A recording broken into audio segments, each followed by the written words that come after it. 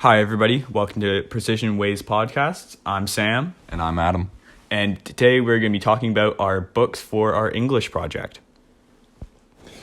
Hello, Sam. What book did you read? I read 15 Dogs by Andre Alexis.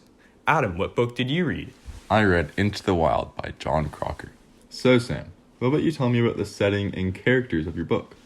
Although I don't know a specific time, I know that it does take place in Toronto. As for characters, the book revolves around 15 dogs, all with human intelligence, given to them by the Greek gods Apollo and Hermes.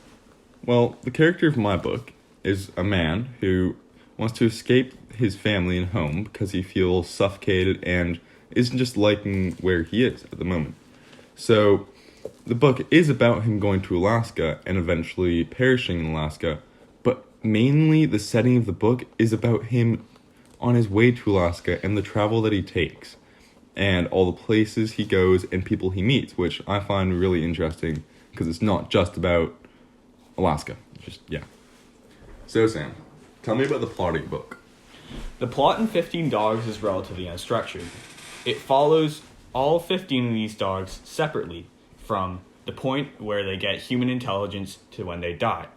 But these paths often cross over to create a more immersive story. What about you, Adam? The plot of Into the Wild is actually quite interesting because it's actually not told in order. The plot actually starts in the middle of the story and talks about when he meets a truck driver, hitchhikes, and takes him to the forest, which he eventually leaves to go get food, and he actually uses a different name. So we don't actually know his real name at the start of the story as well. The plot goes on to tell us a story about someone else who we later find out is Chris McCandless, the main character, dying in a bus. Then it goes back and talks about all the other people Chris has met and all the places he's worked and cities he's lived in. After that, it goes back to his family. After his family finds out he dies, his family talks about who he was, and we find out who the family was. We later find out that Chris left because his dad was actually living a secret life with another family, his ex-wife and kids, being a dad to them and the other family.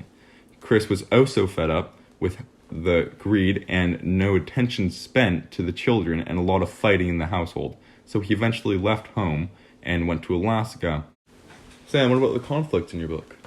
A lot of the conflict arises from new intelligence in the dogs. Not fully understanding it, they often get themselves in sticky situations that they need to get out of. Along with this, there are the perils of a regular dog who is stray. All of this adds up to dangers the dogs don't completely understand. Adam, what about your conflict? Well, in my conflict, the main character versus two types of conflict. Himself and the wilderness and his environment. So, Chris McCandless at home is very fed up with his family. And within himself is wanting a lot of freedom and change. That's why he travels and just does not stay in any one place. He just needs to get away from any residency home.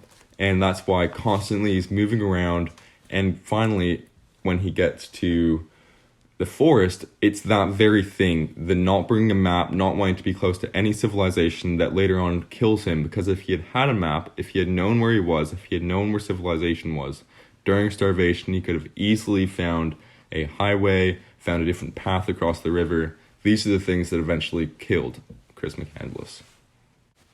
Thank you for listening to our podcast. Yeah. I think that went... Oh, okay. Yeah, okay. Bye.